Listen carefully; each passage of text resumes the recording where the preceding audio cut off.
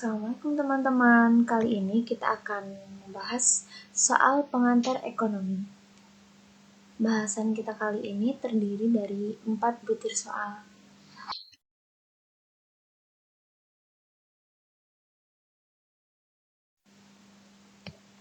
Oke, langsung saja ke soal yang pertama tentang teori permintaan dan penawaran.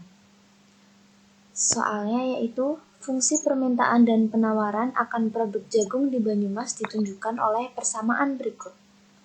PD sama dengan 150 dikurangi 0,1 Ki dan PS sama dengan 0,05 Ki ditambah 60. Apabila setiap barang yang dijual dikenakan subsidi sebesar Rp30 per unit, pertanyaannya, A. Berapakah keseimbangan pasar sebelum dan sesudah dikenakan subsidi? Dan B. Berapakah subsidi yang diterima konsumen, produsen, dan yang diberikan oleh pemerintah?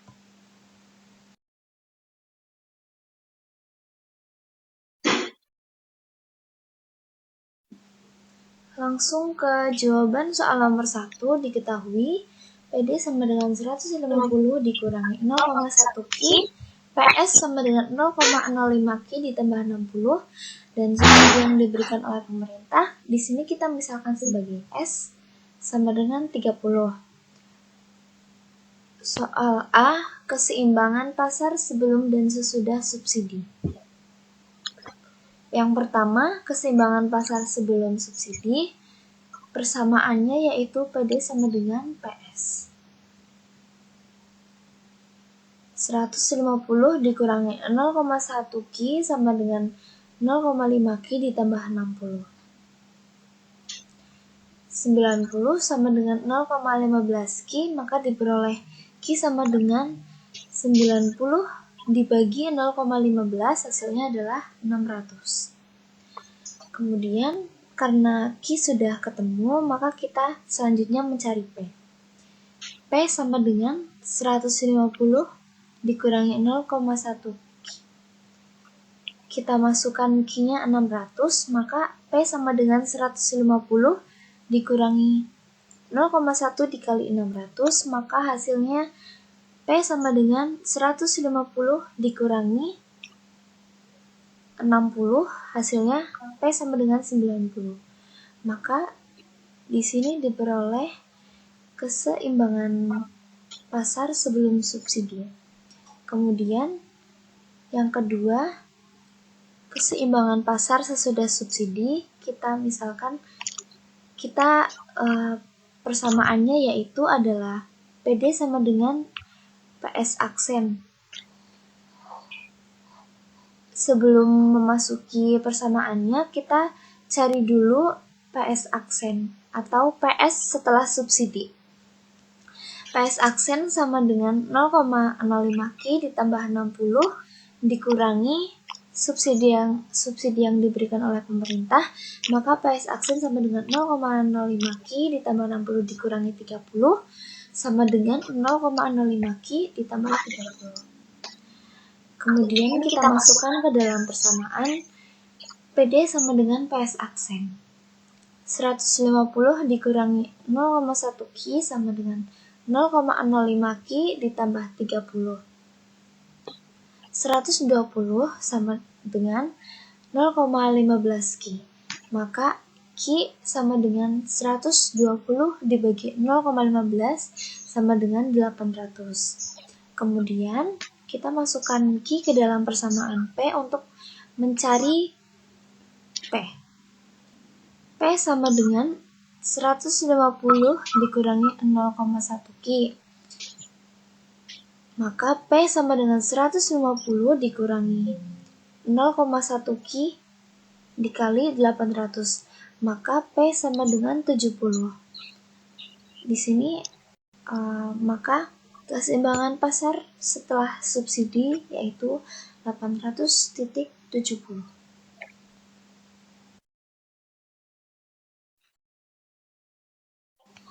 Soal 1B yaitu subsidi yang diterima konsumen, produsen, dan yang diberikan oleh pemerintah.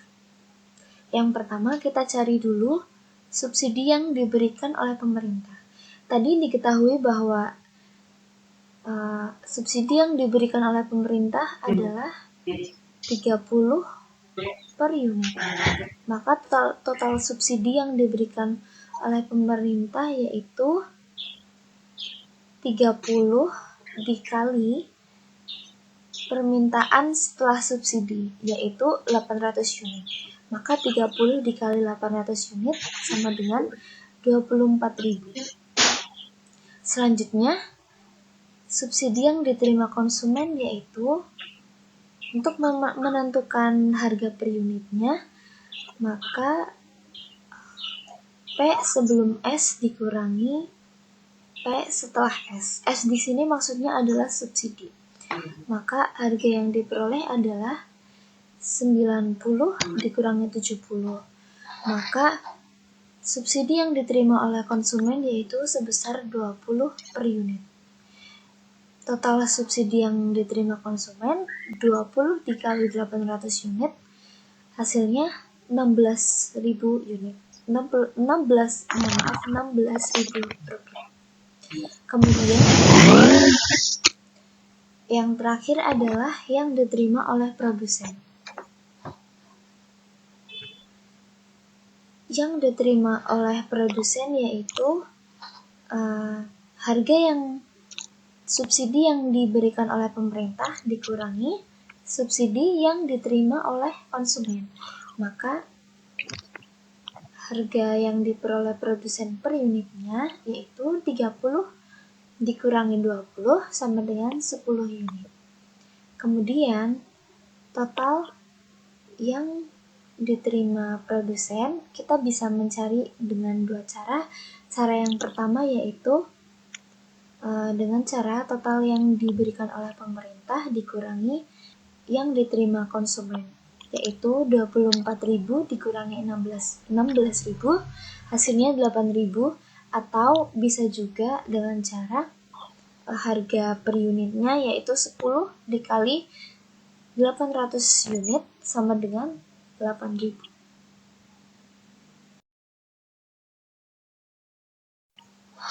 Soal yang kedua yaitu tentang elastisitas. Terdapat soal variasi harga dan jumlah barang yang diminta dari barang X, barang G, dan barang Z untuk tahun 2021 dan tahun 2022 tertera pada tabel yang ditampilkan di layar. Berdasarkan data di atas, hitunglah A. Tingkat elastisitas harga permintaan barang Y, B. Tingkat elastisitas penawaran barang X dan barang Z, C. Tingkat elastisitas silang antar barang X dan barang Z, dan yang terakhir tingkat elastisitas pendapatan barang Y dan Z.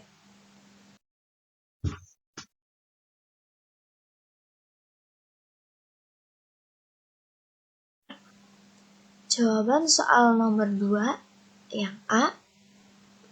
Tingkat elastisitas harga permintaan barang Y. Rumus untuk elastisitas harga permintaan barang Y yaitu EDY sama dengan Q1 min Q per Q dibagi P1 min P per P. Maka kita masukkan angka-angkanya yang terdapat dalam tabel. EDY atau elastisitas harga permintaan barang Y sama dengan 17.000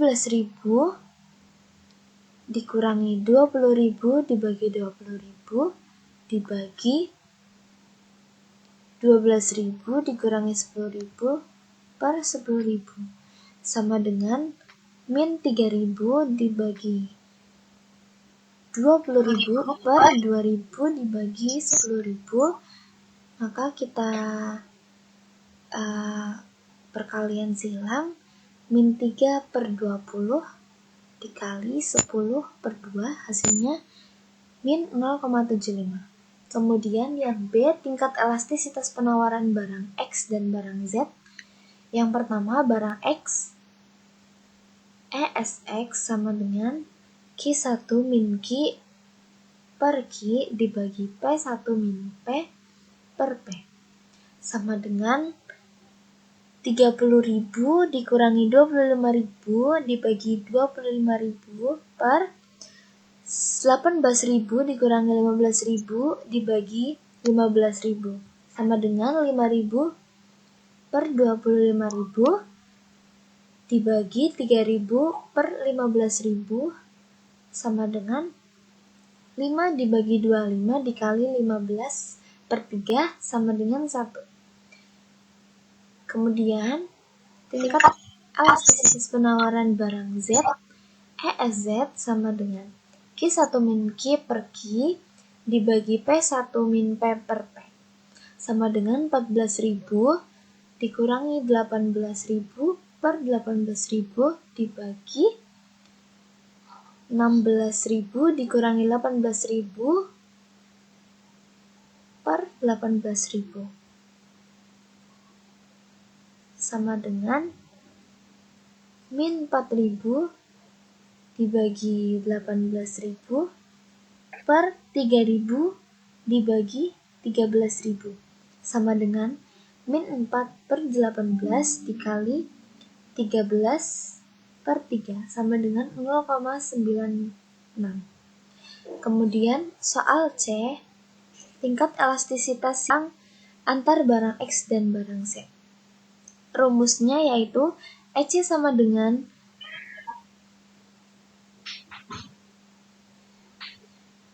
delta QX per QX per delta PZ per PZ sama dengan 5.000 dibagi 25.000 per 3.000 dibagi 13.000 sama dengan 5 per 25 dikali 13 per 3 sama dengan 0,87.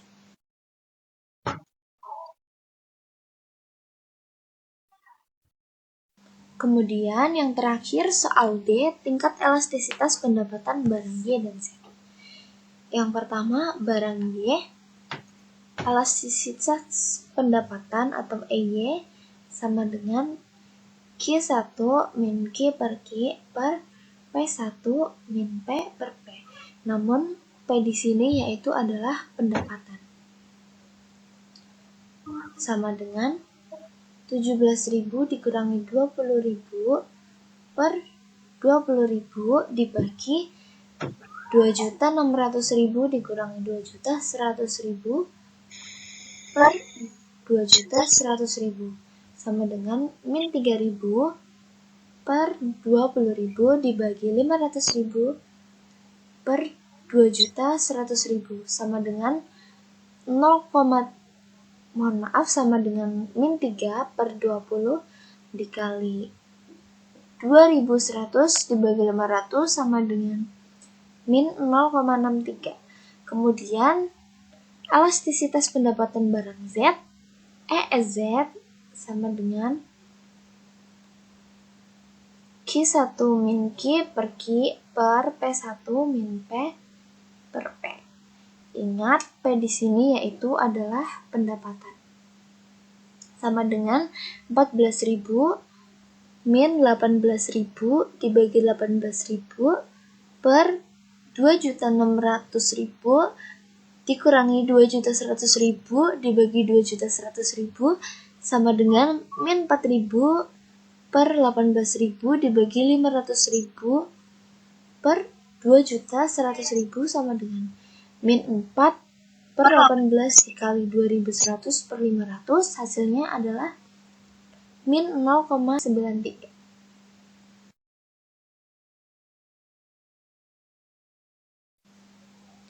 Soal nomor 3 tentang teori perilaku konsumen. Soalnya adalah seorang konsumen ingin membeli baju dan sepatu yang masing-masing harga rata-ratanya adalah Rp20 dan Rp40. Nilai guna total dari mengkonsumsi kedua barang tersebut adalah sebagai berikut yang tertera pada tabel. Pertanyaannya, A. Hitunglah nilai guna marginal baju dan sepatu pada berbagai unit barang di atas. B. Misalkan pendapatan konsumen adalah Rp720. Apabila pendapatan semuanya dibelanjakan, berapa banyak baju dan sepatu yang dibeli untuk memaksimalkan kepuasannya?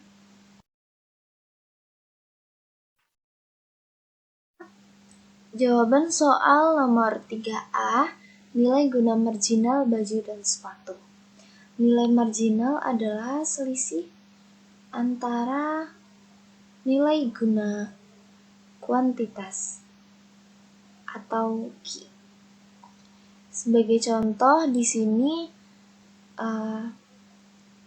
nilai guna saat jumlahnya 2, maka nilai marginalnya adalah 120 dikurangi 0, hasilnya 120.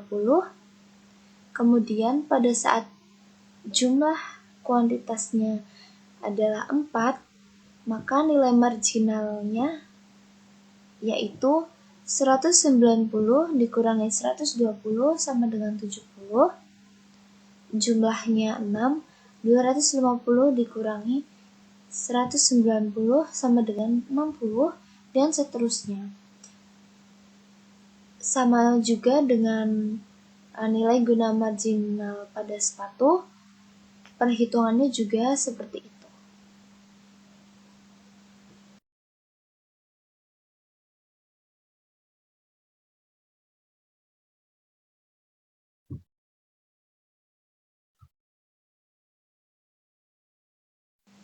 Lanjut soal nomor 3B, jumlah baju dan sepatu yang dibeli untuk memaksimalkan kepuasan konsumen.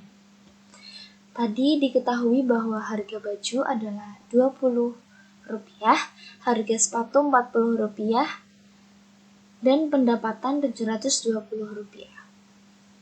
Di soal 3A tadi kita sudah mencari nilai guna marginal dari baju dan sepatu. Nah, di sini untuk mengetahui nilai maksimal kepuasan konsumen, maka rumusnya yaitu nilai guna marginal dibagi harga. Contohnya, di sini pada saat jumlah baju adalah 2, maka tingkat kepuasannya yaitu 120 dibagi 20 sama dengan 6. Kemudian jika jumlahnya 4, MU-nya 70 dibagi harganya 20 sama dengan 3,5. Begitu dan seterusnya. Kemudian untuk sepatu, kita juga sudah mencari MU-nya, maka diperoleh MU per P atau nilai guna marginal dibagi harga sama dengan 120 dibagi 40 sama dengan 2,5. Kemudian jika jumlahnya 4, 100 dibagi 40 sama dengan 2,5. Kemudian jika jumlahnya 6, nilai guna marginalnya adalah 90 dibagi harga sepatu 40, nilainya adalah 2,25, begitu dan seterusnya. Kemudian dari perhitungan tersebut terdapat 4 kemungkinan tingkat kepuasan maksimal yang diperoleh oleh konsumen. Yang pertama yaitu apabila konsumen membeli baju 8 dan sepatu 2. Di sini kita tandai dengan warna biru. Maka 8 dikali Rp20 ditambah 2 dikali Rp40, hasilnya adalah 240. Kemungkinan yang kedua apabila konsumen membeli baju 8 dan 41. Di sini kita tandai juga dengan warna biru. Maka 8 dikali Rp20 ditambah 4 dikali Rp40, hasilnya Rp320. Kemungkinan yang ketiga yaitu jika konsumen membeli baju sejumlah 12 dan sepatu 12. Di sini kita tandai dengan warna hijau yang angkanya sama. yaitu 12 dikali 20 rupiah ditambah 12 dikali 40 rupiah, hasilnya adalah 720. Kemungkinan yang ketiga yaitu apabila konsumen membeli baju 16 dan sepatu 16 akan terjadi kepuasan yang maksimal. Sama dengan 16 dikali 20 rupiah ditambah 16 dikali 40 rupiah, hasilnya 960. Akan tetapi di sini diketahui pendapatan dari konsumen yaitu 720 rupiah. Maka kemungkinan yang tepat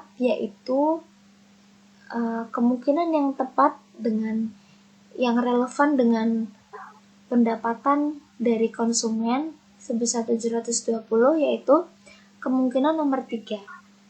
Konsumen akan mendapatkan kepuasan yang maksimal apabila membeli baju sejumlah 12 dan sepatu sejumlah 12.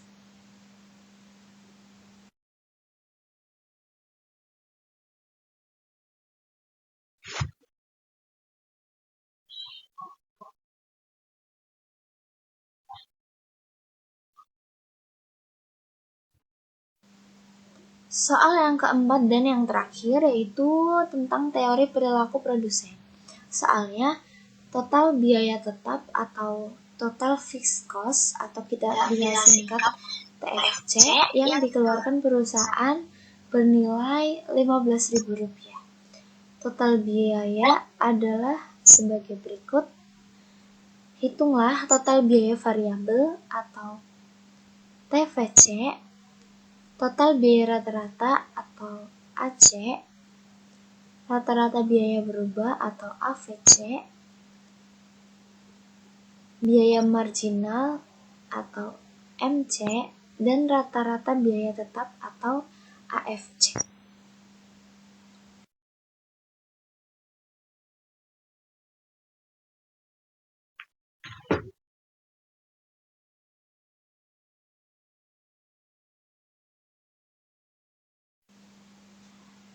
Langsung saja ke jawaban soal nomor 4. Untuk mempermudah perhitungannya, kita buat tabel seperti yang terdapat pada PowerPoint. TFC atau Total Fixed Cost itu sudah disebutkan dalam soal, yaitu jumlahnya tetap, yaitu sebesar Rp15.000. Kemudian total variable cost yaitu diperoleh dari total biaya dikurangi total fixed cost. Kemudian untuk mencari rata-rata biaya tetap atau kita singkat sebagai AFC atau average fixed cost yaitu diperoleh dengan cara total biaya tetap dibagi Q, kemudian ada cara menghitung AFC atau average variable cost diperoleh dengan cara total variable cost dibagi kuantitas atau Q, kemudian cara mencari average cost atau total biaya rata-rata yaitu dengan cara penambahan average fixed cost ditambah average variable cost atau AFC ditambah AVC. Dan yang terakhir, cara mencari marginal cost yaitu total selisih antara total biaya. Misalkan di sini pada kuantitas 1 yaitu 55.000 dikurangi 0 sama dengan 55.000. Kemudian apabila kuantitas 2 maka marginal cost-nya yaitu 62.500 dikurangi 55.000 sama dengan 7.500 dan seterusnya.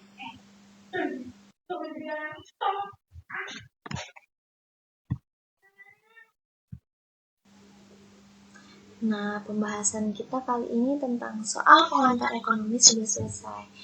Terima kasih atas perhatiannya. Mohon maaf apabila terdapat banyak salah kata. Semoga ilmu yang dipelajari dapat bermanfaat. Wassalamualaikum warahmatullahi wabarakatuh.